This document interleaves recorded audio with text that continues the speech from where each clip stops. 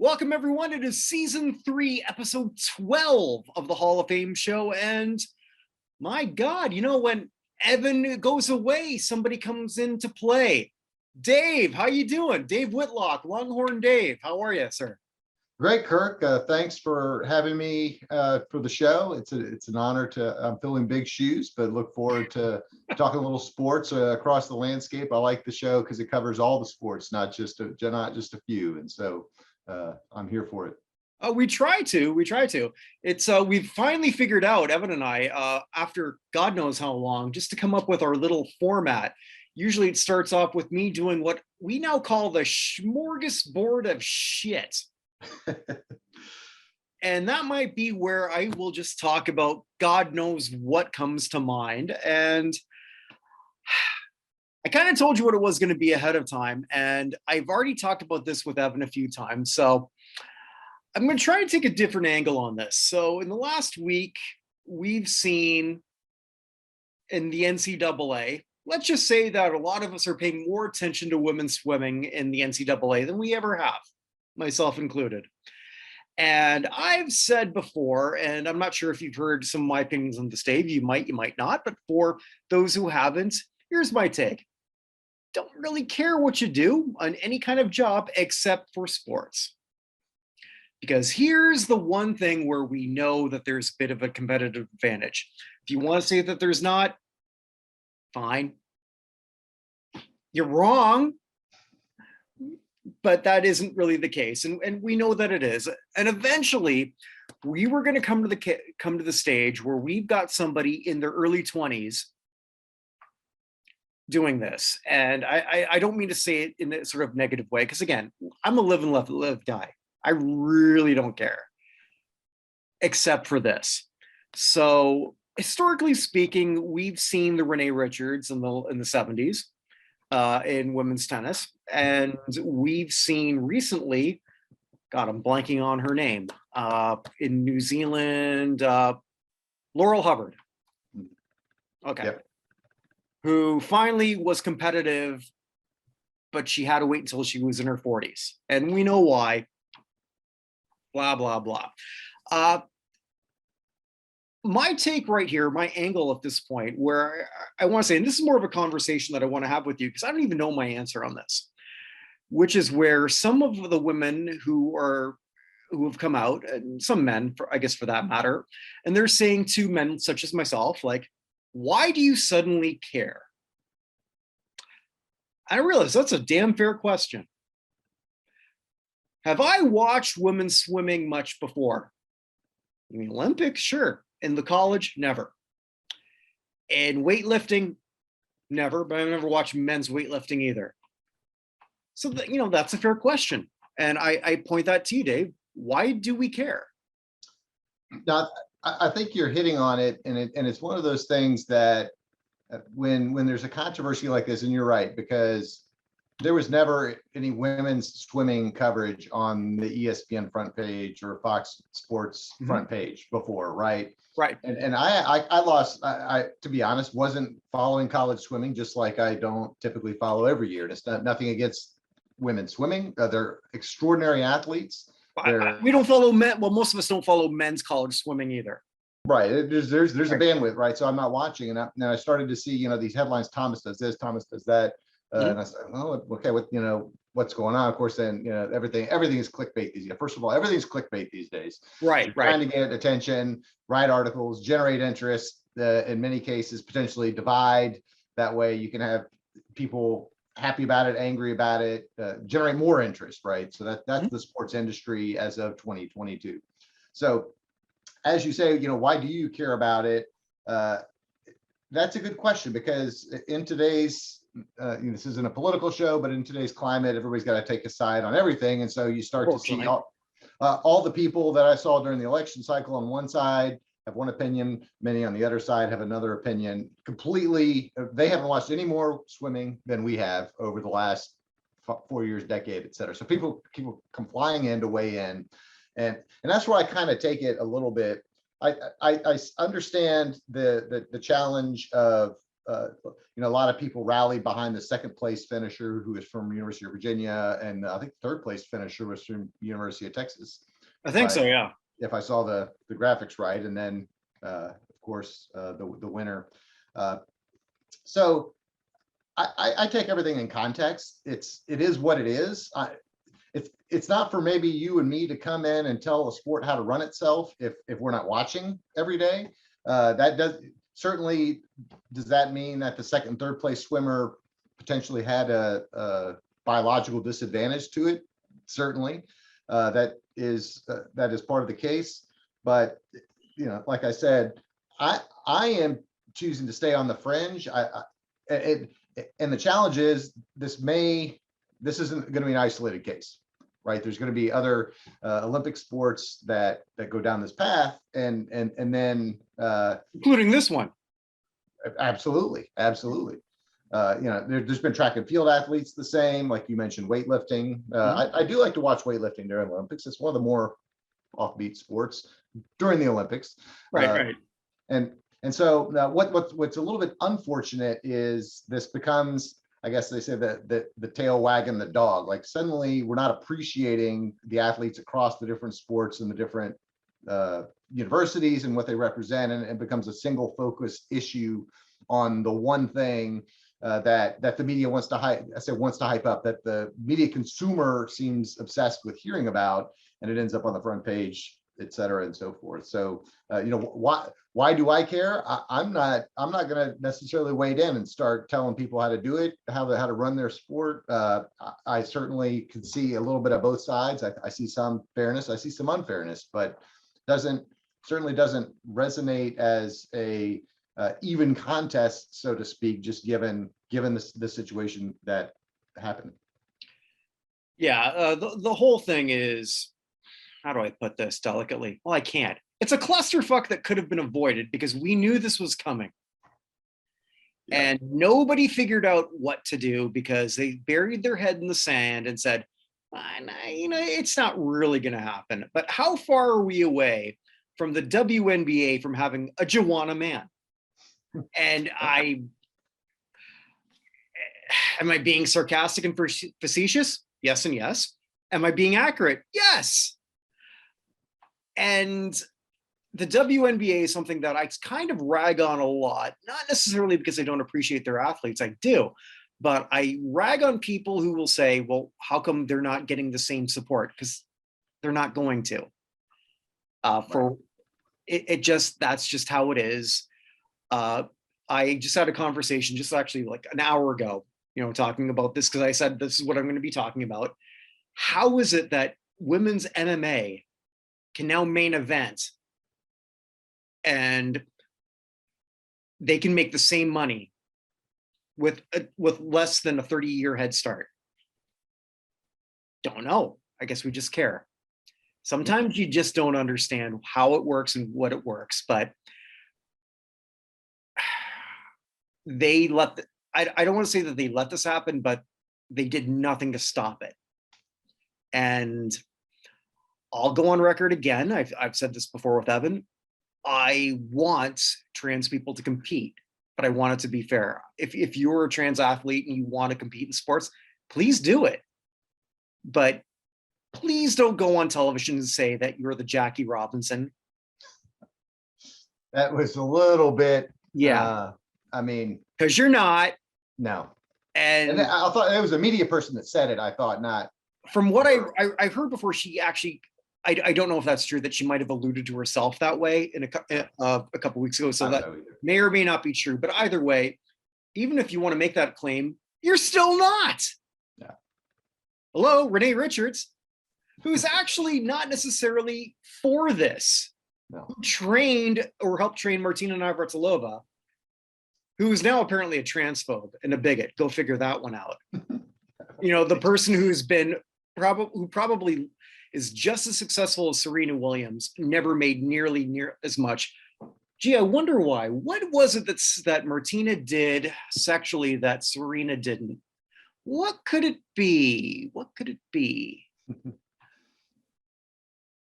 Yep. Just throwing that out there. So it just boggles my mind that all of a sudden the person who lost more endorsement money than any other American, and she's an American now, than anyone else that I can think of at that level, but she's the bigot. Okay, fine. That's my poo-poo platter that I'm going to open up with. Yeah, smorgasbord is off to a great start. It usually is. It usually is. So it's a Hall of Fame show. I know Evan's the soccer guy, so I don't know how much you're big into soccer. Not much. I'll watch international soccer for the World Cup and follow the U.S. qualifying as it's going on tonight, I think. But not Canada.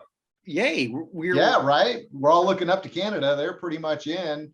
That doesn't happen in soccer. No. Holy crap! Yeah. And to my partner's credit, he called this. He called this a year ago. He said Canada was going to the World Cup. So he said this was going to happen. It is. And the EPL, which is the English Premier League, has announced the 9th and 10th members of their Hall of Fame, Wayne Rooney and Patrick Vieira. So congratulations to both of them. And this is the take I want you to sort of give on this. The EPL, as much as English soccer has been around forever, the EPL has only been around for less than 30 years. So I think that the fact that they've only started a Hall of Fame recently is sort of like that perfect time frame, because I've always sort of found that, and you and I both are enthusiasts of the Pro Football Hall of Fame. Right. And a big thing that I think that has caused people like Randy Gradishar and Chuck Howley and so many other people that we could name to be excluded is just the fact that they only started in 63, 43 years after, and we're still playing catch up in 2022. Yep. Yeah. So, congrats to the people in the EPL. I think that's sort of something that they've done right. I'm going to volunteer you to do something, actually. I've a new plan that we're going to do is the playoff Hall of Fame. Okay. But we're going to look at the postseason Hall of Fame, but look at that retroactively from certain years. So people like who's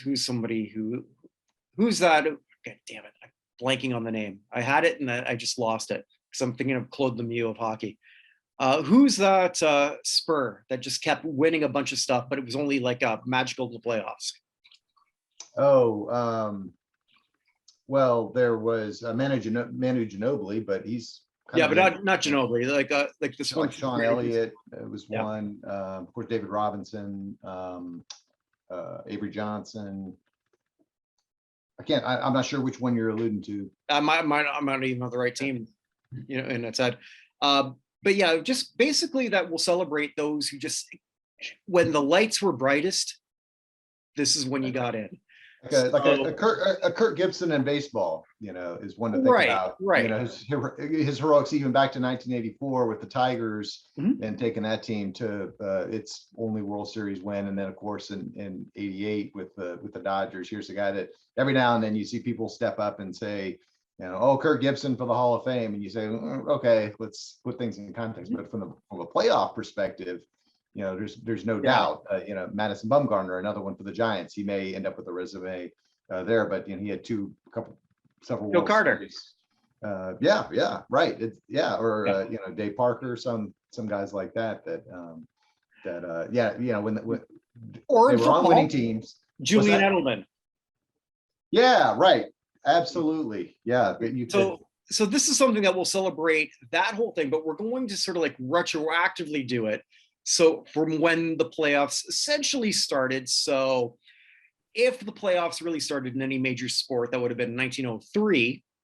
So that meaning if we push it back a little bit, so in 1940, and then do it from there and add stuff as it goes on. So that could be something sort of interesting. You're going to be part of that committee. I didn't tell you that ahead of time, but I figured you'd be okay with that. Absolutely. And it's interesting, in the NBA, sometimes they get a knack for, it's a little bit wide. The apertures may be a little bit wider than some of the other sports. Because I think I read recently, Michael Cooper may be considered. And here's a guy that played on a lot of good Lakers teams, a lot of good playoffs. But, when you stop and look, was he really, a guy in the NBA and whatever the criteria is, you want somebody that when you showed up that day, you're like, that guy's going to be the leader of that team and show me something unusual, crazy, some talent that just knocks me down, that I look and just am wowed. I'm standing up clapping. And some of those rank and file guys, like I'll say the 80s Lakers and Celtics, that were great basketball players, and certainly had their moments in the postseason. It's a kind of a different category, like you said. And then there's guys like Ernie Banks that never made the playoffs. So he will not be part of this. Right. He is the worst candidate for this Hall of Fame, but one of the inner circle guys in the Major League Baseball Hall of Fame. And there's plenty of football players like that too. Archie Manning and some other guys that were good players, but just never played on. They just played on lousy teams. And that's sort of, I'm looking forward to see how this sort of plays out towards the regular Halls of Fame, who gets in, who wouldn't. And like you said, Ernie Banks wouldn't. Someone I'm just thinking of, like right off the top of my head, Rajon Rondo. Yep. We always hear about like, big time Rondo, playoff Rondo. Rondo is one of those interesting players to me who, and I've said this to Evan, does not get his credit for the 2008 Celtics win, I feel. Yeah. It's always sort of like shown when the lights were brightest, but is he a Hall of Famer?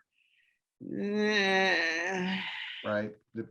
Not a guy you show up and say, wow, this team's coming to town. They've got Rajon Rondo. I'm gonna go buy a ticket to go see him play today and see how we can stop him, or see how he plays against my team. Just not that guy. Like, it reminds me of the time when I talked to Pete Rose, and we were talking Hall of Fame. Pretty much that was the interview that sort of like, I'd like to say, sort of established this site. And he said to me, like, when it comes to the Yankees, like when I was a kid, and he said, when I was a kid, was Phil Rizzuto somebody I paid to go see? No. I'm paraphrasing. I don't remember exactly what he said, but it was more or less saying that Rizzuto wasn't the guy. And holy cow, I guess there's something to that. Yeah.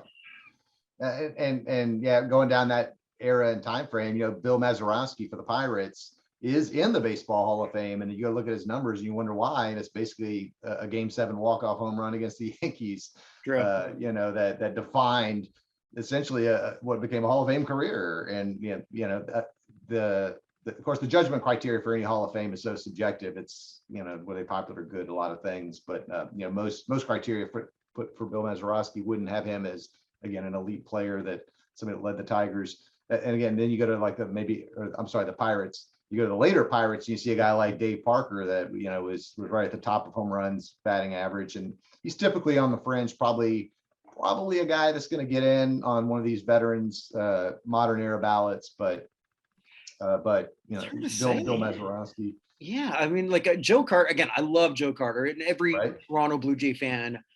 I'm not Canadian. Well, that's true too. Every Canadian. Yeah, I mean, if I were to stumble across Joe Carter, I mean, like I'd empty out my bank account. Like you name the lobster, and you name the lobster in the Dom, and it's yours. I'll be miserable about it afterwards. That shit, I really couldn't have afforded that. But hey, I got a story. But he's also got a B WAR under 30.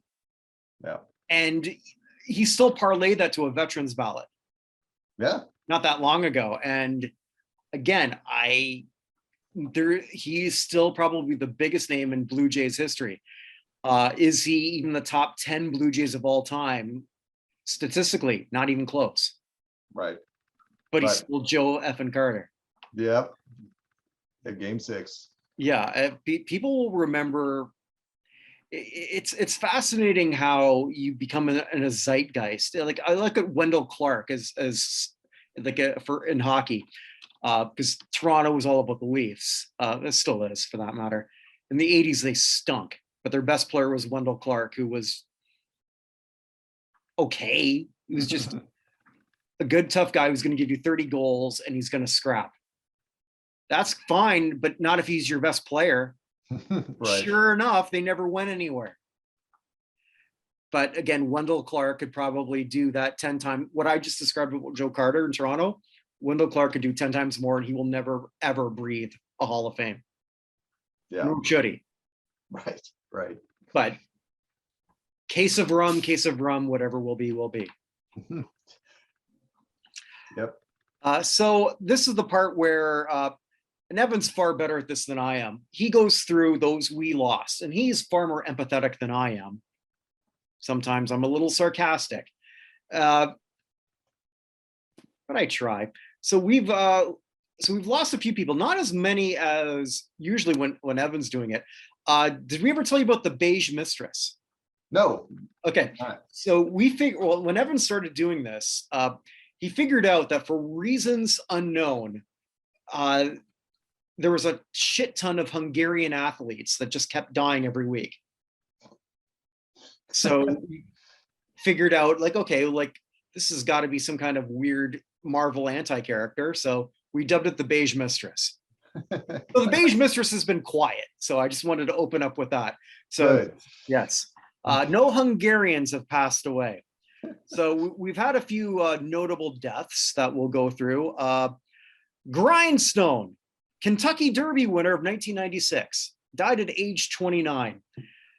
Is there a better life of a former athlete than a Kentucky Derby winner? Okay, you're done. You don't. So what's my job? You're just going to go out and fuck. Right. How awesome is that? Well, he put everything to the grindstone and maybe he fucked himself to death. I don't know. Good on him. Tom Young, American basketball coach from American Rutgers, Old Dominion, record of 524 and 328, died at age, I didn't write it down. All right. Well, never heard of him, to be honest. Me either until I searched this up. Yep. Here's an interesting sport. Race walking. That's the funniest thing to ever watch. I don't get it. It is. And it looks it looks funny, but it's got to be grueling as hell. It is. We had I ran cross country in high school, and we had somebody that was on the women's cross country team that was a middle of the pack runner, but she had mastered the art craft of race walking. Okay. And taught us it a little bit, and it was the motions for me were completely out of sync. I couldn't manage it. I could, I'd be way worse at it. But yeah, the techniques of exactly how the feet get on the ground at the right cadence, and there's a lot of hip action involved. It was impressive how she had taken what was I'll say medium athleticism and parlayed it via technique and approach to something that she was elite at, and was written in some local papers about, the race walking popularity is such that there's not that many major competitions in any major city at any given time, but she was the best in the area at that craft. And so it is funny to watch. It's probably it's those things that's way more difficult than you think it is watching it. I can just imagine the judging in that, like, nope, that's a run. Yeah, right. Yeah, right. But Eric Hall, British race walker, 56 in 1960. I didn't even know they were doing it back then. He passed away at the age of 89. So I for whatever reason, I actually thought that didn't become a sport till 84, but I guess I'm wrong on that one. That's when I first remember too. I would have said the 80s. The 80 summer games were a little bit clouded because of the Moscow boycott, but 84, it's also about the age when I was really paying attention. And right. Well, me too.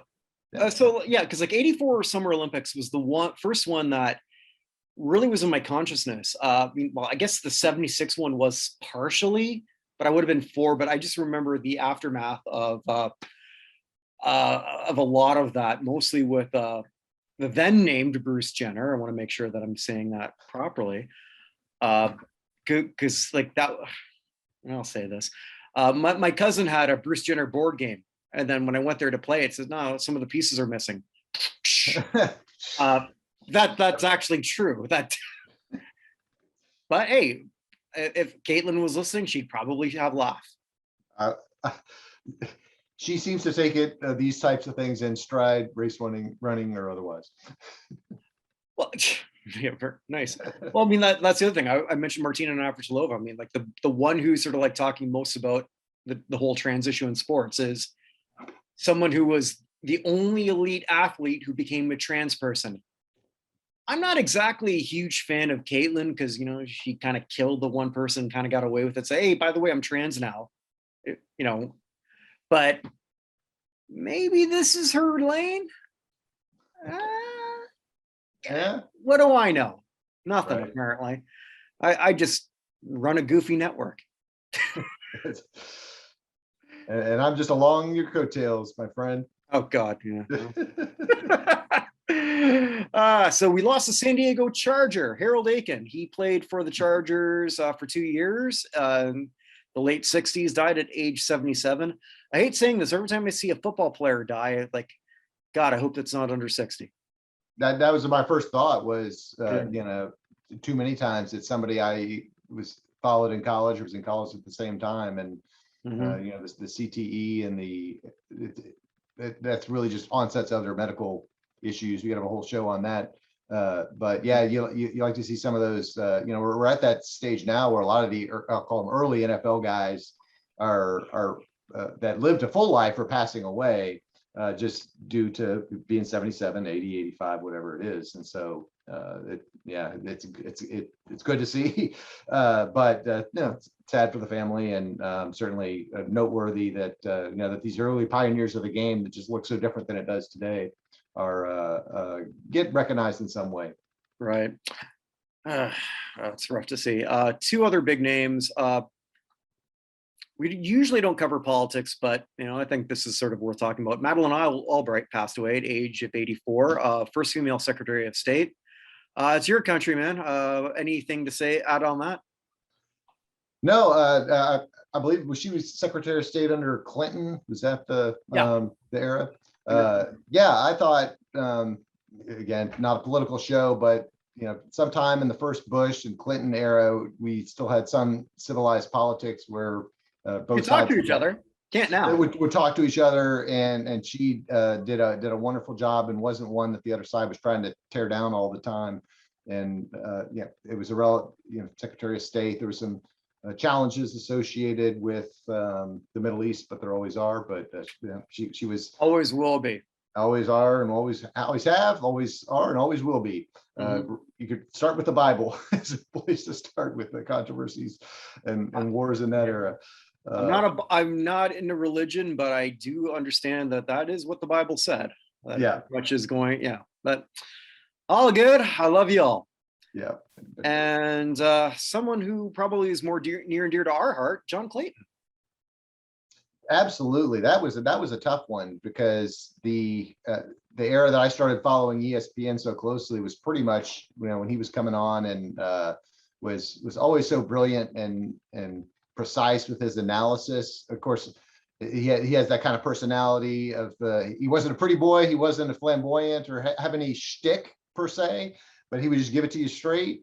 And of course, the thing I saw most after it was that hilarious Sports Center commercial where he's pulls off the fake tie and goes to his room and headbangs and yeah, I remember that. Yeah, and it made him so relatable, that he could kind of laugh at himself that way. But really, as a professional, there's very few in the business that match his expertise and his analysis and his ability to get the latest stories in the NFL, which is usually surrounding free agency, injuries, whatever it was. And so and he it seemed young to me. I mean, he's older, but not certainly wasn't. There's a lot of 67's doesn't feel that old. No, no, yeah, you and I are getting closer every day About it. to that, but definitely gone too soon, and somebody that I respected in the industry, as I think most people that do things like this, podcasts and videos, and even just fans alike, just really appreciated his work, and he'll be missed. Yeah. So yeah, he's really the biggest name sort of when it comes to deaths for our purposes. I actually passed over something I meant to go through. I should have said that before. This is a bit of blatant self-promotion, but whatever. Oh, Arkansas just beat Gonzaga. So yeah, they were up when we started the show. Yeah. I got Houston on for later. They're taking on Zona, so we'll see. Nice. They're up next. All right. Well, the bar I was just at, the bartender who went to school of Corliss Williamson's, he just made $500, or I don't know what he made, because he said he laid 500 on Arkansas. So he must sort of like me, because I might be one of the few Canadians who actually knew who Corliss Williamson was. So there's not a lot of us up here. Yeah, he was in college about the time I was, and they came through. I went to school in Austin at UT, and they came through a regional in Austin it was spring break, so I went to all the games. And Arkansas was back then; they were number one, Nolan Richardson, and they barely escaped a couple really close games, and I think went on to the finals, either won or lost to UCLA. I can't remember which year. It was one of those 2 years. It's funny. Anytime I think of Gonzaga basketball, I don't think about when they won recently. They were the defending champions, no? Yeah. No. Well, they won it recently, didn't they? The whole thing, Gonzaga. I don't think they have. I think that's been their knock. Okay. But anytime I think of them, I always think of Adam Morrison crying when they lost. Yeah. And I watched that at a bar. I said to my friend, like, anyone who drafts him, forget it. Yeah. You're not crying now. You should be mad. So like I want the guy who's pissed that they lost, not the one crying. Again, because I'm such a man. But anyway. Yeah, no, that was again, we could do a whole show on NBA bus, but he'd be and it was so predictable. Sometimes it is, sometimes it isn't, but in that case, I think we can see. And yet still has more NBA championship rings than Charles Barkley. Right. That is. Yeah, we go through the ring argument every year on some of the Hall of Fame shows. Well, he has rings, he doesn't. Well, there's a lot more to it than. Well, so does Jeremy Lin. Like Jeremy, they don't want me because I'm Chinese. Like, shut up. Right. You were literally in the NBA years longer than you should have been, including that year in Toronto. Yeah, he was, we did this show a couple of weeks ago about my Sportsman of the Week. I'm looking it up now. He was the 7th ever Sportsman of the Week for that amazing story. That when he emerged with the Knicks in basically February 2012 is this crazy story. That was he was definitely one of the early. Yeah, that was kind of surrounding what that does is that it recognizes somebody that does something for a short period of time, like we talked about the playoffs. Mm-hmm. You can have a great World Series, Elite Championships, World Series, and you'll be in our playoff Hall of Fame. But obviously Jeremy Lin will not be in any sort of ballot. I would love. Do they still produce 30 for 30? I think so. Yeah, that would be a great 30 for 30. Yeah, and just I want to hear everything from Carmelo, who was just so pissed the whole time, and in a way he was kind of right. Yeah, because but we'll go into more basketball later. I want to sort of announce, you may have seen this, may not have, I'm not sure. It took me a while, but the non-Hall of Fame core list for the top 300 who should be considered for the Halls in baseball and football are now up. So I'm just going to read you the top 10 that have changed a bit. So just going to get your visceral reaction. Initially in baseball, I used to have it as 1A, 1B, 1C, where it was Pete Rose, Shoeless Joe, and then whoever was eligible. And I thought, screw that. This is the first time after doing this for 10 years that I just ranking them all as is. So here we go. Barry Bonds is now number 1. I know you're against him for the PEDs, which we talked about, and you can sort of like check that back because Dave was part of a group of us that we did. I was sober for that one, so I was so proud of myself because the first time we did it, I was completely obliterated and I don't remember any of it. I don't remember that one either. Well, no, I'm glad you did. Actually, Evan had to call me up and say, like, hey, wake up, asshole. I do remember that one. Yeah. Okay, well, yeah. It had been a couple hours and it was time to go to bed at that point. We had pretty much hashed everything. No, but I was drunk. I'll admit that. I got no problem with that. I'll say, but for the PED guys and or the suspended guys, there is absolutely no reason they shouldn't be 1, 1A, 1B, 2, 3, 4, because from a talent perspective, and you're looking at as the pool gets smaller, as guys get shuffled in, no argument from here that that's defensible. He would be number 1. Yeah. So Bonds is number 1, and this is where it really gets interesting because the top 5 all have asterisks, if you really want to look at it that way. So Bonds is number 1, Clemens is number 2, and pretty much they're the same player. Right. Yeah. I always ask, why do they differ by 1%? And somebody says, well, Clemens with marriage infidelity and wasn't found guilty. And Bonds, the court cases were different. Who cares? They're the same guy. Marriage. Yeah. Well, because Barry Bonds never cheated, I'm sure. Right. No. Whatever. A-Rod is a sticky one, but he's number 3.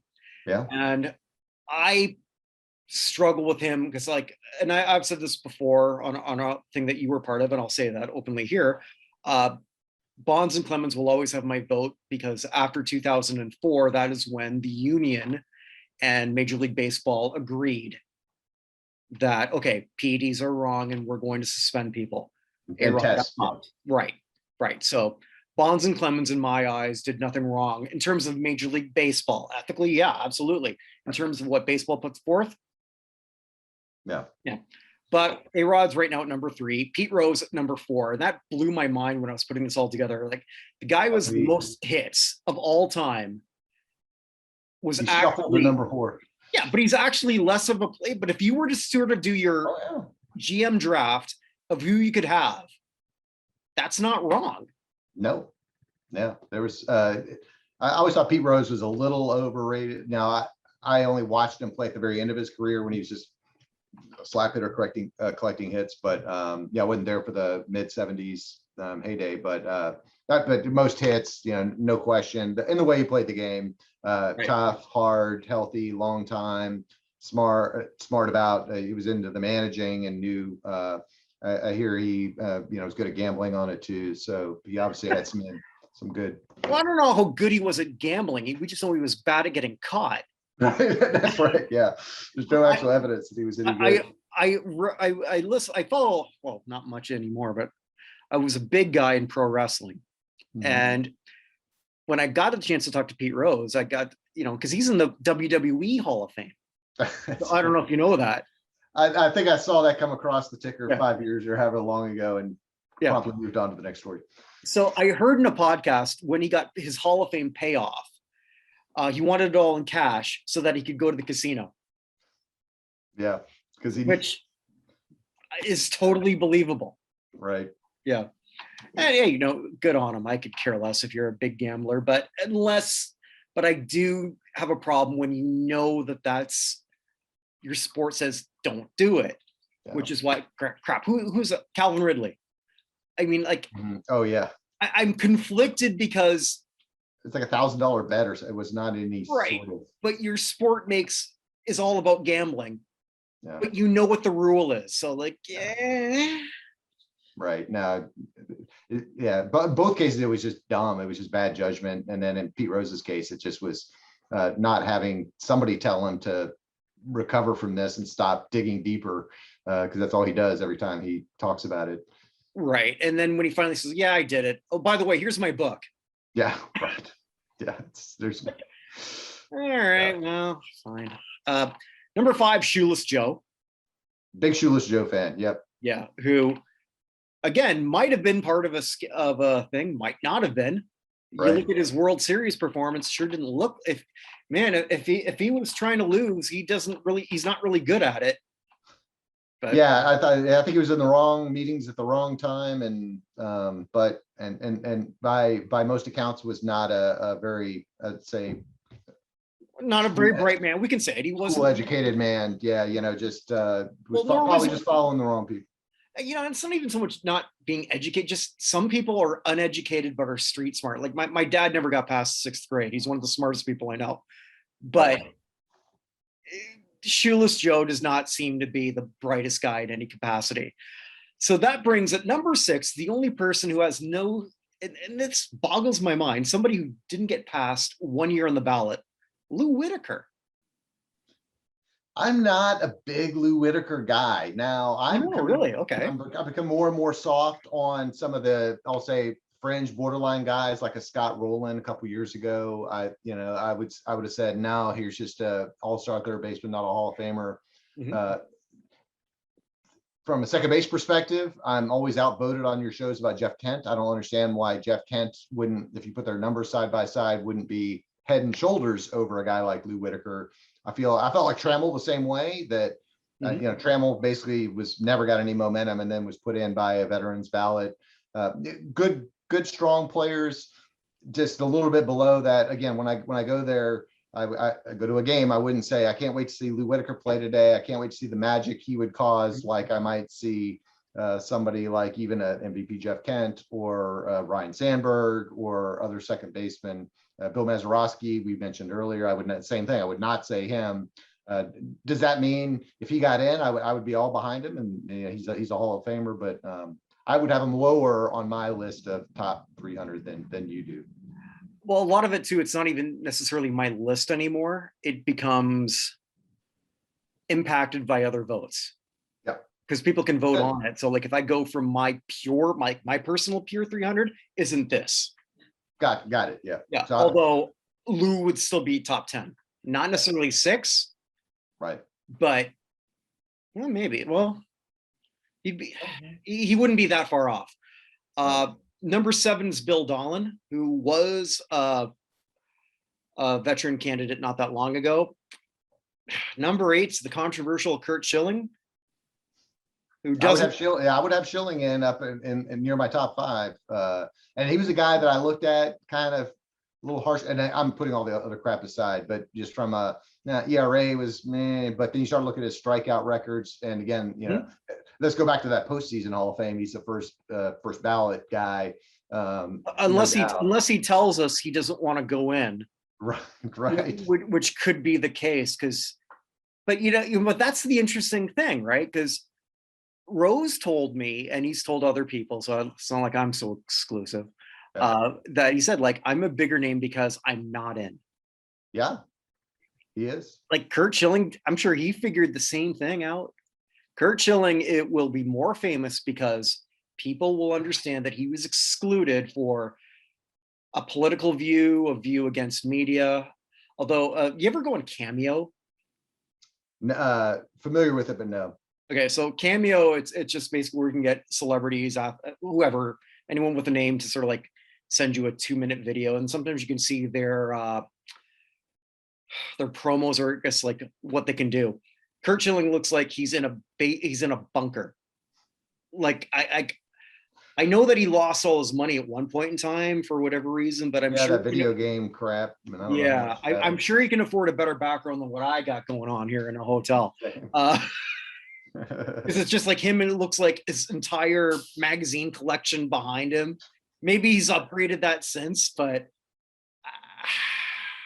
it's interesting. But I'm kind of with you. I mean, I tried to separate the athlete from the artist. Like, I think Curt Schilling should have been in the Hall of Fame a long time ago, and keeping him out actually makes him a bigger name, is what I honestly think. You want to punish him? Actually put him in. Yeah, which is weird. Make him give a speech, boy. That would be, most of the Hall of Fame speeches are pretty cut and dry. But if he was up, I'm going to go to that one. Yeah. So I'm not sure if I mentioned this to you. I'll mention that here. I'm planning the first ever not in Hall of Fame meetup at some point, 2023, Canton. Yeah, I've caught some of the chat on that. That's what I thought. Okay, yeah, okay. Yeah, that would be. So I'm putting that out there. So unless you're a psycho stalker, please come out and meet us. I'll do my best. The time of year and other things, there's other factors, but nice. So number 9, statistically relevant, but goddamn, Manny Ramirez. Yeah, sometimes when I'm wondering why some guys like Bonds and Clemens are hanging around the 60 to 70% range, I don't understand. Is it a before and after thing, like you said, with the steroids after the A-Rod situation? Because Manny Ramirez was an elite player. He was the guy that you would say, I can't wait to go see the Boston Red Sox play, because Manny Ramirez is going to be batting third, and he's probably going to do something special today. And postseason accolades as well. So I would bump him up. Putting all the PEDs aren't a factor, I would put him right near, not quite to A-Rod's level, but maybe 4th or 5th. The thing with Manram too is, and I hate saying this because there's zero chance I believe that David Ortiz was not juicing after 2004. I'm sorry, but he was. Yep. I truly believe that. That's the challenge of when somebody like me stands up and says, keep these guys out, how do you put other guys in that just maybe skirted around some of the testing or rules, or the timing was different. And that's why some voters say I'm putting them all in, and then some voters say I'm putting none of them in because I can't trust any of them. And that frustrates fans on both sides. Yeah, and like we've got 3 people in right now who have been, the fingers have been pointed at Bagwell, Piazza, and Irod. Yep, Pudge. Yeah, so 3 people who, especially with Irod, because that was someone who Canseco said I injected, and Canseco doesn't give a shit. I believe Jose Canseco. Of all the people in this, like Jose Canseco was like, I told you guys that, when the Mitchell report came out, he's like, you might as well just read my book, Yeah, like, say what we want about Jose, we can say an awful lot. I saw this interview that he did on DJ Vlad, and he's just brutally honest. Yeah, I went from the majors to living in my friend's garage in a year. Yeah. Who admits that? Well, right. Yeah. He does. Yeah. And I had my MMA fight and I shouldn't have taken it. I knew I was going to get my ass kicked, but I figured, what the hell? Right. No excuse. Like, I believe him. Just gives no shits about his image, about, he's like, I'm here to have fun. I'm here to be honest. And so then when he says he injected Irod, I totally absolutely no reason to, because he's shitting on himself. That's right. Like he damn it, bragging about all the different concoctions. He was like, I did this, I did that, I mixed this together, thought it would work. Yeah, but when you dip your wick in Madonna, I mean, like, that's not even the worst thing that he ever injected in his body. Oh, granted, that got that far. Anyway, moving right along. Number 10. Off the rails. You're supposed to keep me on the rails. Right. Pull it back in, man. Yeah. Here's the only person who's now newly eligible is Carlos Beltran. And now here's another person with a stink on him, just because of he hit a garbage can. Well, not just because of that. Well, that's more your era, because area. I'll when we get to the good, the bad, and the ugly, there will be his spirit will be invoked, but it'll be an interesting bellwether test on what the immediate reaction is to that controversy in the context of what was going on in the game, similar to how PEDs in the context of what was going on in the game and how the media might react to that. But certainly put that aside. One of the great switch hitters of all time. If you look at the total home runs of switch hitters, you're talking Mantle, Murray, Chipper Jones, and then him and Lance Berkman are following. There may have been somebody I missed, but 5 tools. I can't remember how much postseason success he had, but of course, really with the Astros at the end, he didn't really do much. But certainly, it depends on your point of view. He might have done a lot. Right, that's true, and in a different role altogether. Yeah. But he is certainly worthy of the conversation. Yeah, definitely. So that's the top 10 there. This just came out today. Top 10 in football. So this one is a lot more new people. So number 1 is Joe Thomas, who I think you and I would agree is one and done. Yeah, he'll be very quickly in. Mm-hmm. Chuck Howley goes from number 3 to number 2. Yep, it's harder for those classic guys, but yeah, well, it's harder in one way. It isn't, because it wasn't all that long ago. If you were a senior candidate, there wasn't a lock that you're going to get in. Now, if you're a senior candidate, you're going to get in. I can't remember the last time they said no to anybody. It's just a matter of waiting your turn in line. Yeah, number 3 is another person, Randy Gradishar, who was number 3. They just flipped based on votes that came. Someone who I thought for sure was going to get in last year, DeMarcus Ware, goes from number 1 to number 4.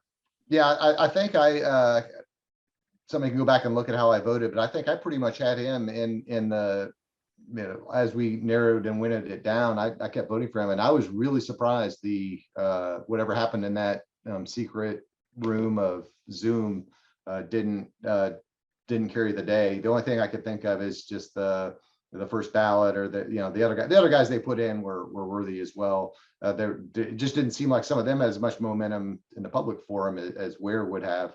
But yeah, it won't be long for Ware. Right. So the other new person in the top 10 is Darrell Revis, at number 5. Revis is one of those people, like, I think a lot of people, if you're just starting to follow football, you just say, well, how come he doesn't have that many interceptions? Because no one wanted to throw to him. Football is one of those games. You can't just go by a pure stat. You just can't, especially in the corner. Yeah, on the defensive side of the ball, you try talking interceptions, tackles. We've talked about Tillman and fumbles. There's a lot of different ways to measure it. Certainly, again, you look at if you were playing against his defense, your entire offensive scheme was going to have to be changed depending upon where he was going to line up on the field against what asset you had, and you'd have to do something different. So that seemed to align with what I think a Hall of Famer is. Especially when you were playing for a team as, let's just be blunt, as mediocre as the Jets were. Oh, yeah. You didn't have to be an expert offensive coordinator that week. Right. You're like, don't throw over there. That entire side of the field. Exactly. Over here and still win 28-10. Number 6, LC Greenwood. Yeah, and I caught the end of his career, and so I don't have that much firsthand memory, but certainly, and that might be ones you look at in a playoff Hall of Fame scenario because he played for so many good Steelers teams. Ooh, that's true, yeah. I didn't, but I don't know about how he stacks up against others of his era, other than he was one of the bigger names, and he did some good beer commercials back in the day too. I remember that. Smashing a can on his head. That shit matters, man. Yeah. That's those early NFL guys. They were a hoot. The first thing I did when I got back to Canada, I'm pounding Molson Canadian. Not necessarily because I think it's my favorite beer, just because I grew up watching Hockey Night in Canada and it was always Molson Canadian. Yeah, every time I go to Canada, that's the first thing I'm going to order, man. Same thing. It's not the best beer, but it's what you got to order when you're there. All right, so that's what we're doing. We'll go to a Jets game. Awesome. I'm down. Nice. Winnipeg Jets, that is, not the New York Jets. Yeah, Winnipeg Jets, yes. Yes, actually, there was a gift basket when we got here. Look what they put here. Oh, nice. Yeah. So I've already went to my first game, actually against Dallas. Oh, good. Yeah. Which Winnipeg lost. Of course, I was drunk. I had to look and see what happened. Next day, yeah. Next day, yeah. Right. C'est la vie. Number 7, Torrey Holt, who is eventual. Yeah, he'll be there eventually. Yep. Number 8, Rondé Barber. He went from 10 to 8. Rondé's going to get in eventually too. Roger Craig at number 9. He dropped from 5 to 9 based on votes coming in. Interesting. Yeah, Craig's going to get there at some point, I hope. I mean, it was for younger people. That's basically Christian McCaffrey of 2 years ago. Back then is the best way I can describe it. Yeah, he would, and when the West Coast offense and Bill Walsh launched it, he was really the centerpiece of it because he did all those Christian McCaffrey type things, caught it out of the backfield, was able to run counters around the edge, up the middle, durable, on winning teams. Again, back to the playoff Hall of Fame, him and a lot of those 49ers that were really, borderline players, but then as a team, excelled because of the leadership of Bill Walsh, and having Joe Montana, Jerry Rice helped. But a little, yeah. But yeah, Roger Craig. I given some of the other candidates, I don't know how soon or it's a little forever move down. Yeah, or if ever. And number 10, Zach Thomas. Oh yeah, Zach. I specifically kept Zach out 2 years ago on our vote because 2 of us held out and refused, and we only put in 4 on your committee because that's never happened again. I was one of those guys. Yeah. But Zach Thomas, he's of course Texas Tech, so down here in the state of Texas, great player in college, decent NFL player, in my opinion, not quite to the level that I would put in the Hall of Fame, but he's certainly close.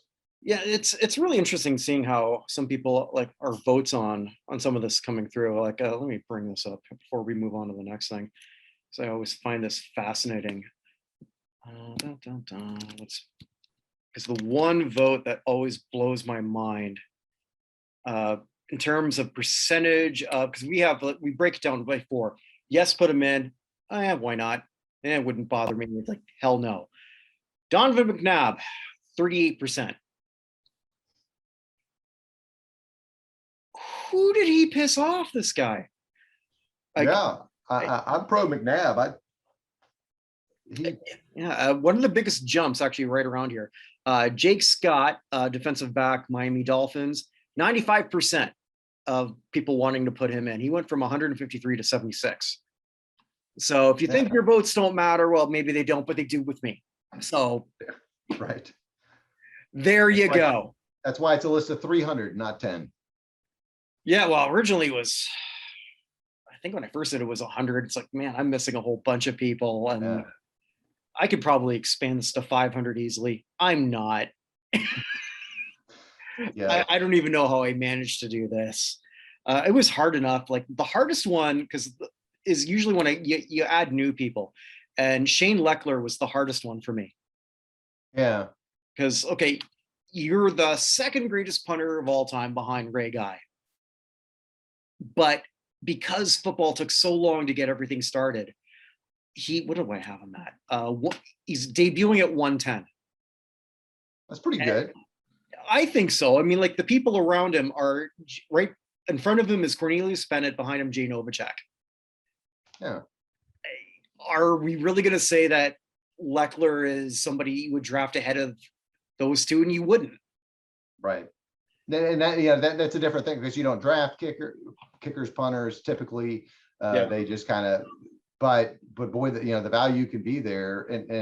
And back to my thing, I'm not going to go pay to go see Shane Leckler punt and say, okay, wait to see Shane Leckler today. He's hell no. You don't want him to punt if you're a fan right. of his Well, team. He's on the visiting team, you might, but if you're going to have that be part of the game, kicking, punting, kick returning, Devin Hester as an example, and you're going to rank, and they're somewhere near the top 5 of their craft, I think they have a place in the hall to recognize their greatness as one of the greats at their position, even if it's not a position that's a glory position, and it's kind of, it is what it is. So I'd move I'd put Leckler pretty high. And, even though it's like only 110, I consider this pretty damn high considering the studs ahead of him. Right. Yeah. When you're talking guys that we mentioned in the top 10, I mean, there's so many good players that certainly I wouldn't put them ahead of. But should there be a special ballot where there's one kind of niche guy that's picked every year? That might be something. Could happen. Yeah. It could. Well, God, if we let our friend Vinny sort of like take over, God knows what's going to happen. That he would say, now we can't have a special ballot. I don't want any special wings or special designations. They got to be. We love you. We love you, but you could make a case for the guy, go for the woman, whoever sort of like came up with the idea of stitching in the football. Right. Yeah. Can't play the game without that person. Hey, he does a special show. I'll promote that now. Vinny makes the Hall of Fame case for, and they're pretty damn interesting. He comes up with people sometimes I've never heard of, and sometimes he turns me around. Sometimes I'll say at the end, "All right, well, you made a case, so I don't agree with you, but that's okay." Yeah, he does his research, he knows his stuff, and he finds the obscure, which is not easy, right? It's easy to go Google and find, the top 10 guys you said and make a case for them, but he'll go out and find, those really niche, and it's a credit to his fandom that he wants to promote that element, those people that contributed in an equal fashion, that the others that, agree with them or disagree with them, but he has a cause and he supports it. He doesn't just pick somebody random. If he does, he'll go do the homework and then present it to us, and then we tell him no, but that's okay. He did a request for me. That should go up soon. Leo Ferris, the guy who gave us the 24-second shot clock. Yeah. So I mean, like, that's pretty damn important, I think. Yeah. Right. Basketball without that. Eesh. Now, the complete converse of that is we are not going to put in Rob Manfred for putting in a pitch clock in baseball, or I will set the place on fire. Rob Manfred is going to get into the future Hall of Famer Rob Manfred, because that's how baseball is. So before I get to the next thing, I'm going to throw this out at you. I'm going to say that, going back to hockey, Gary Bettman is the only Hall of Famer that actually had a better career after he got into the Hall of Fame.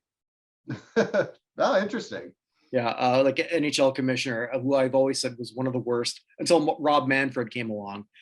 But Yeah. I think Manfred's done some decent things since, and I give the devil their due. And You mean I, Batman did some decent things since? I would, I think sort of the way he sort of like handled a lot of things internationally, yeah, with expansion is done reasonably well. A lot of Canadians hate him because we're always sort of thinking that the NHL is anti-Canada. And realistically, if I was head of the NHL, I kind of would be too. Here's my money in the US. Right. Yeah. We don't want to admit that. Right. But I mean, let's be blunt. Right now, if the playoffs go as is, the worst scenario would be anything with Calgary. Yep. Well, and it would be for the NHL. That's just the fact. That's just a fact. I would like to see Calgary go through, but I'm a Canadian. That's the same with baseball. When they have a World Series and it's not a a major team, the ratings go. Tampa Bay Rays in the World Series are not going to get eyes on it. They're not even getting eyes on it in Tampa Bay. No, they don't even. Right. They might not even get the highest ratings there. And then anyway, there's tons of the Washington Nationals newer team didn't get a lot of high ratings the year they made it. So and then there's been years it was like the Phillies and the Yankees, and you would think it would have got big ratings, and it really didn't, because teams outside those markets really tune those teams out. So well, baseball also too, they can't develop stars to save their life. No, yeah, it's awful. Yeah, they handed on a silver platter, Ohtani's and Trout's and Tatis and Acuña's and yeah, but Trout though, okay, Ohtani may not be able to speak English, or he doesn't speak English. He very well could speak English and just chooses not probably to. some, but like Ichiro, who I believe could. Trout can't speak anything to save his life. Trout he might as well be a mannequin. Your best player is a mute. Yeah. And that's, do you remember back when we were kids, and like the baseball players though, I mean, like you knew the 20th best baseball player was probably the 30th biggest name in the sport. Yeah. Or in sports, sorry. Sports, yeah. Yeah. Sure as hell isn't the case now. Right. And it's sad. Trout is hard to market, again, just because he's blank. He's milk toast by every stretch. He's in LA. Okay. He's in LA. He's but they can't do anything with him. Ohtani, just because he's a special player. I mean, let's be blunt. We don't know anything about Ohtani's personal life. Ohtani could be, I don't know. I mean, I'm not gonna say anything stupid here, but just because there hasn't been a player like that in our lifetime. There's only been two, him and Babe Ruth. Right. Yeah. Babe Ruth only did that for 1 year before he said, okay, I'm just the hitter. Exactly. Yeah. Even that comp, I mean, it's great. Oh, he's doing things at Babe Ruth, and it's not even a fair comp to either of them, really, because Babe Ruth was the all-time home run king in the first half of the 20th century, at least. And we're still seeing what Ohtani's going to be able to do longer term in terms of he's going to be able to keep doing both. They recently changed the rule that if he pitches, he can stay in as DH. So that was a good Manfred rule. If I had just for and that's thinking outside of the box to promote your sport. I like that.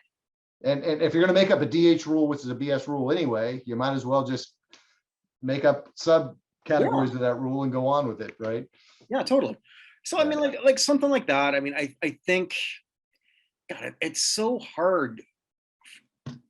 Like I just realized that when Trout said something in an interview a year ago, I said, "Holy shit, that's what his voice is." Because you never, and you never heard any interviews during the lockout. Of course, they're not in the postseason, so you don't get some of those commercials either. Yeah, no, right. Yeah. Where's he? Yeah, back. What are we doing here, guys? What baseball players are,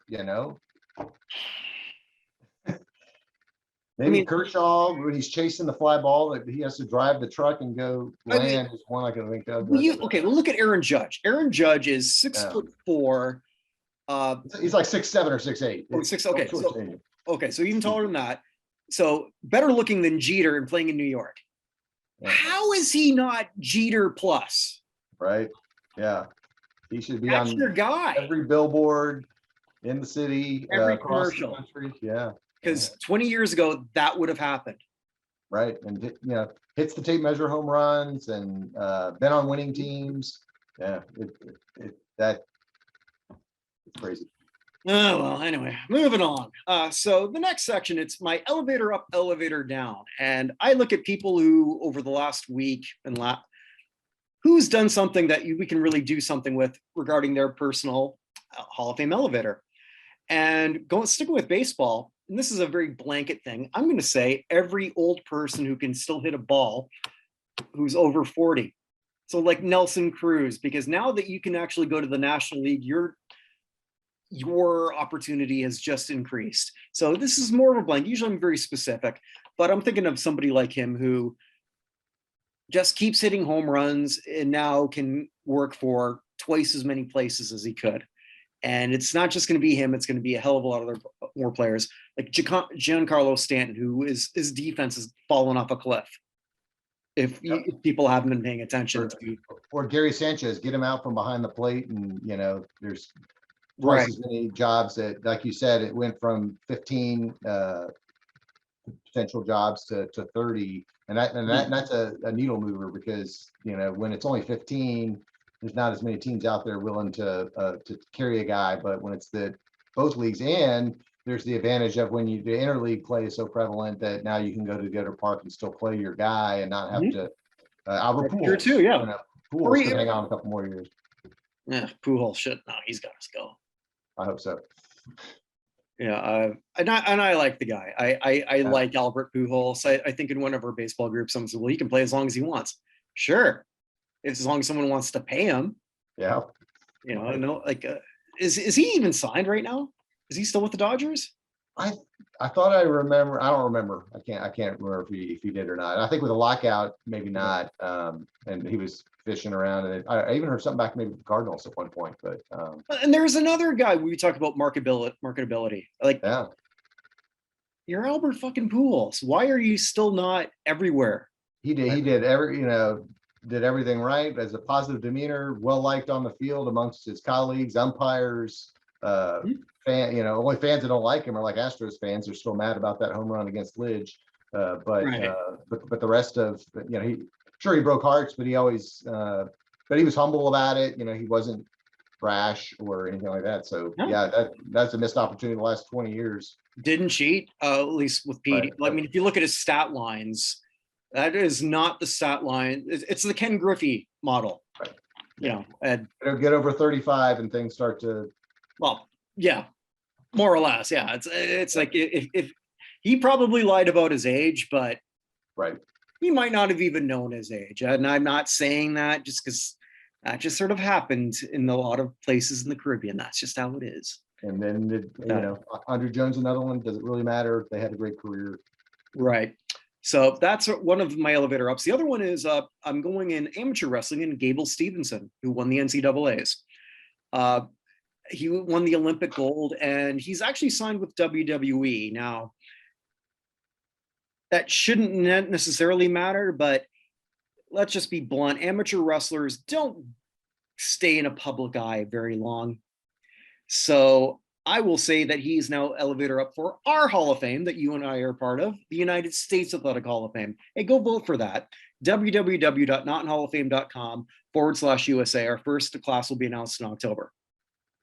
So he has to wait like 30 years to turn 50, right? Isn't that the criteria?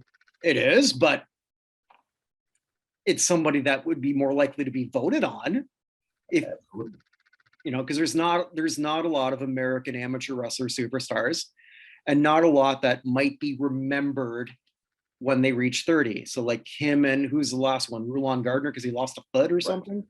Yep. And wasn't he on like Celebrity Fit Club or something stupid like that? Probably. Yeah.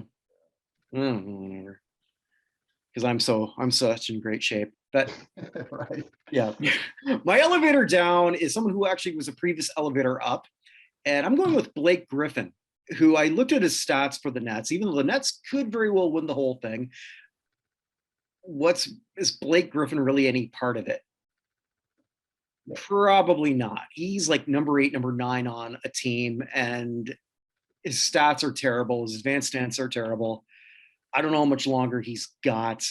If they don't win the whole thing, is Blake Griffin a Hall of Famer?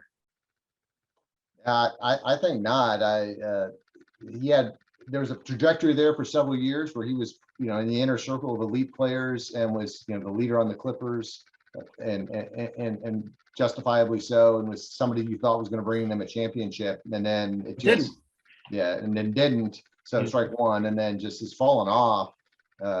Physically, just not the same player. Clearly a talented big man, can shoot, can do all kinds of things. But if you're talking about a Hall of Fame career, that truncation of good years is a major factor. It's going to be tough for him because like 5-time all-league player, never first team, but 5-time all-league players generally don't get snubbed for the Hall.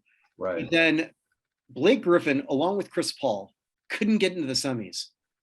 Yeah, every year it was some story, some matchup, some couple games. Didn't get a lot of talent around him, but still, two guys like that should have at least made a run. Allen Iverson took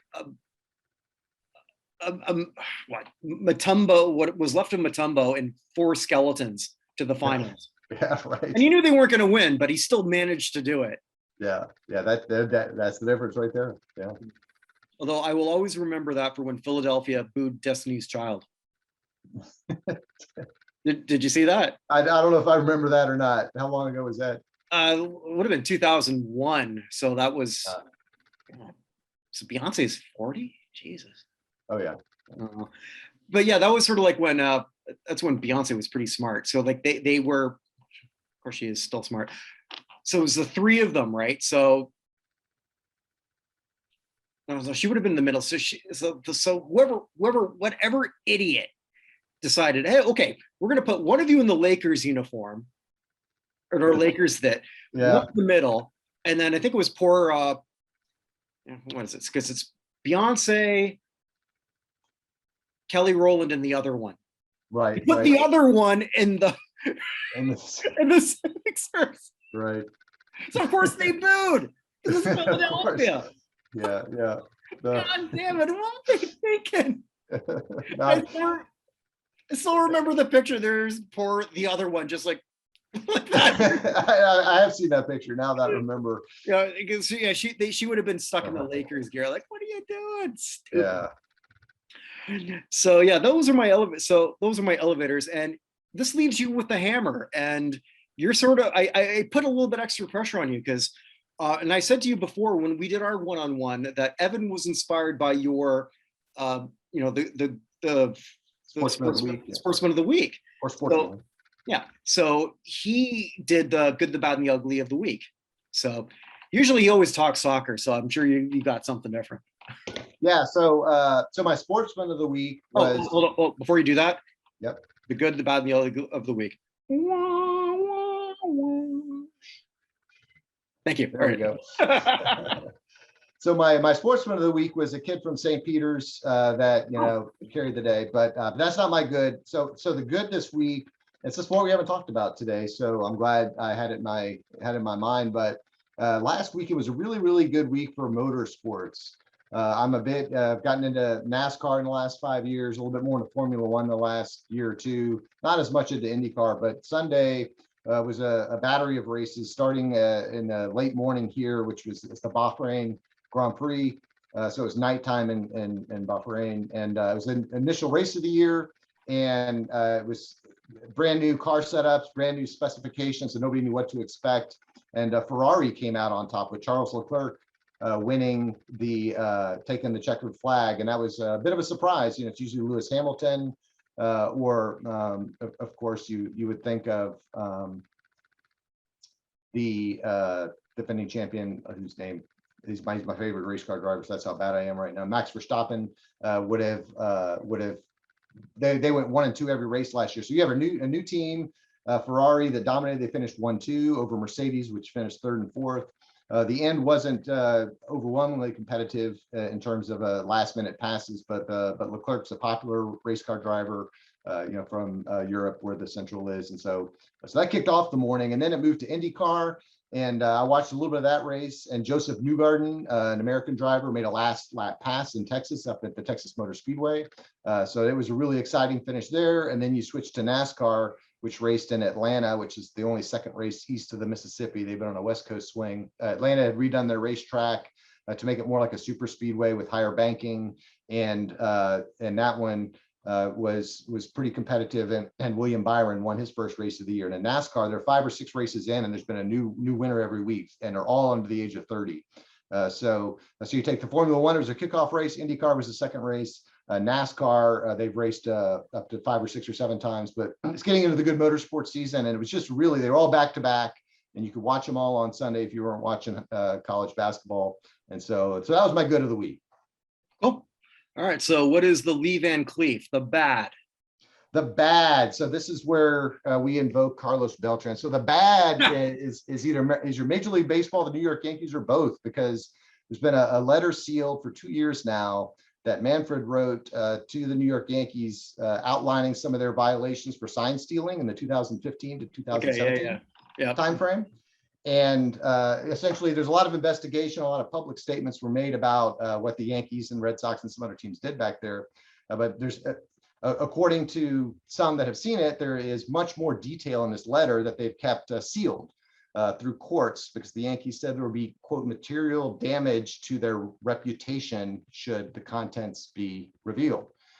So we talked about it earlier. I'm an Astros fan, so Astros fans' interest is extremely piqued, feeling that we were somewhat scapegoated for a league-wide problem.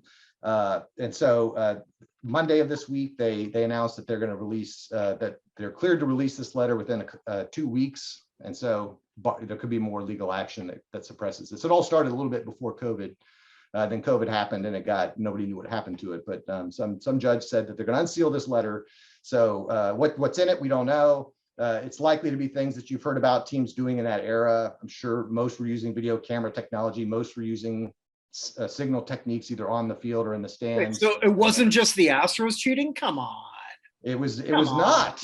It was not, exactly. And so a lot of the unfortunate thing is this, there's been the New York media is not very excited, but they're, my biased opinion, they're already downplaying it, say, oh, it doesn't matter. Anything before 2017 doesn't matter. There wasn't a commissioner's letter before then. Everybody was doing it. It wasn't trash cans, and they didn't win any World Series. So it doesn't matter. The only one that matters is the 2017 Astros, because they beat the Yankees and the Red Sox and the Dodgers. I wonder if Manfred wrote it in crayon. Who knows what, and there'll be parts of it redacted to eliminate names and things like that. It's likely to not be, but it's going to drag this back into the public spectrum. And to me, Astros fans would be best to just stop arguing with people and just let it die. But this will put more fire under it. It's not going to probably look good for Manfred or the Yankees and future Baseball Hall of Famer Rob Manfred. Now, wait for it one more time, and I'm going to punch you in the face through this screen. No, you say that, but if we would have done this 30 years ago, and I would have said the same Bud Selig joke, and I would have been right. Right. Yeah. No, we could do a whole show on that. I think I mentioned we talked about Bud Selig a little bit. Yes, we did. Yeah. So that's the bad is the Yankees baseball. They can't get past this. Astros fans are mildly interested to potentially be exonerated, but I think at the end of the day, it'll be more muddling, and 2 weeks from now the story will pass. But so that's the bad part. Okay. So what's ugly? Yeah. So the ugly, boy, the Phil Mickelson versus PGA thing took another turn this week when he's not going to play in the Masters for the first time in some. Why? Okay, I missed that. Why is that? 30 years. Yeah. So Phil Mickelson in the last 6 to 12 months was spurring on an alternative golf league in Saudi Arabia. Okay. He had drummed up support that Saudi Arabia, which just swims in money, was going to have this $250 million purse for a small subset of tournaments. And he essentially tried to lure some of his colleagues away from the PGA Tour to go over there to play in this alternate golf league of sorts. And with that kind of money, who it would be difficult to turn down. And so there was a time and place that this other league, it was a little bit, you guys talked last week about that super league in soccer, right? That they may pull some teams. It was a little bit like that. It failed just as miserably when it's big name after big name said, no, I'm good. I'll take my, 2 million from the PGA instead of 20 million to go play someplace where, I won't, my popularity, et cetera, would wane. So this week there was no real reason given, but he's not going to play in the Masters, which is, of course, coming up. And this is, Phil Mickelson won the PGA Championship last year. He's the reigning PGA champion. He's kind of persona non grata on the tour. He's a Hall of Famer. He's a World Golf Hall of Famer, which they have a little bit different criteria where, once you get past the age of 40, Tiger Woods got in this year. And so the bar is a little lower in the world. Bars, yeah, there's, you look and there's some people, okay, I remember you got to win a couple majors or 10 tournaments and you're kind of in there. So the ugly is, where does this go from here? He's been a big face on the tour most of our lives, right? Last 30 years, he's the guy, one of the major players. He's got, I think, 6 major tournaments, 3 Masters, 2 PGAs, and a British Open, tons of tournaments. If it weren't for Tiger Woods, he would probably be the most famous player of the last 20, 30 years. Plus winning a major at the age of 50 last year, puts him there. And now he's at odds with this super force. He apologized. That said he was sorry, but just like the Astros apologies, it didn't seem to get him much grace. Yeah, I'm trying to think with Phil. Piles upon piles of celebrities have taken Saudi money. Yeah, but very few have tried to solicit on behalf. And I guess, is that our line? That's it. It seemed to be. Some people put him to task about, well, there's human rights issues and all kinds of things there. And he said, yeah, I'm concerned about that, but I'm still interested in this opportunity. And he backtracked a little bit and said, well, it was really a leverage point to try to get the PGA to, get a little bit more in their pools for the tournament. I think both the PGA and Phil Mickelson need each other. So I don't know where it goes from here. Is it a matter of time and he just needs to kind of be in timeout for a year or two? He's not really, one would think he would not be competitive anymore, but here he just won the PGA last year. So never know. Didn't Jack Nicklaus win his last major past 50? And it was in his 40s. It was, yeah, and he won the Masters in '86. So I mean, it's not impossible for Mickelson to have another, big one left in him. But that'll be interesting. Want to see him get drunk? Watch him watch the World Cup in Qatar. Yeah, and I'm the asshole. Yeah, and he's from everything I've read, he's a big gambling fellow. Of course, they don't seem to care if they gamble on themselves playing golf, but he likes the action, and maybe that's why he needs more money. I don't know. He's apparently a pretty big trash talker on the tour, but in a good way, popular. And for my money, he always gave one of the best post-round interviews when I'd watch him play, good or bad. He'd always break it down pretty fairly and criticize himself when he thought he should, and not. Some guys, particularly after the U.S. Open, they'll go say, "Oh, the course is crap, the greens were crap, it wasn't fair."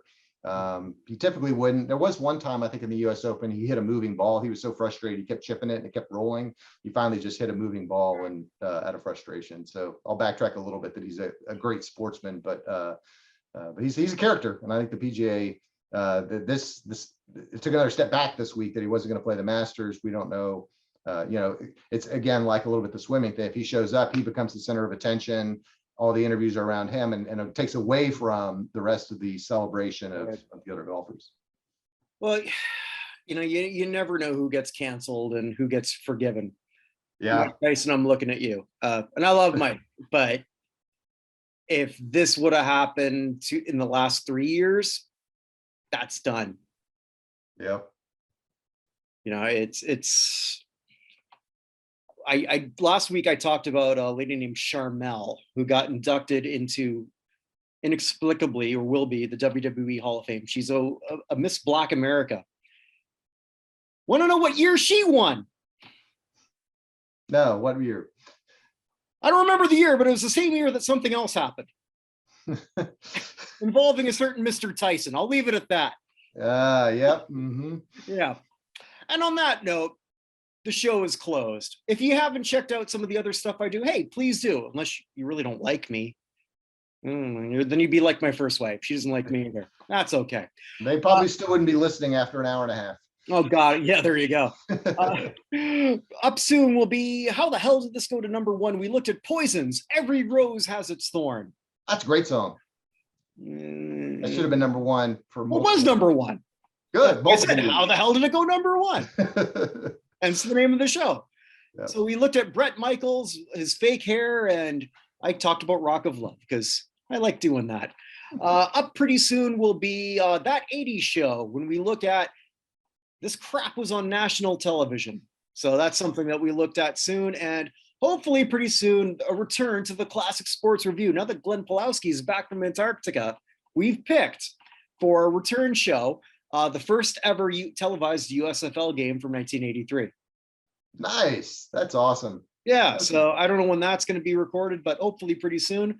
And there's always the regular weekly show, the show we do with Vinny, all sorts of other things. And I think I'm planning about 3 more regular shows. I don't know how I managed to do this. Oh, that's right. I got nothing else to do. Sitting in a hotel room in Winnipeg.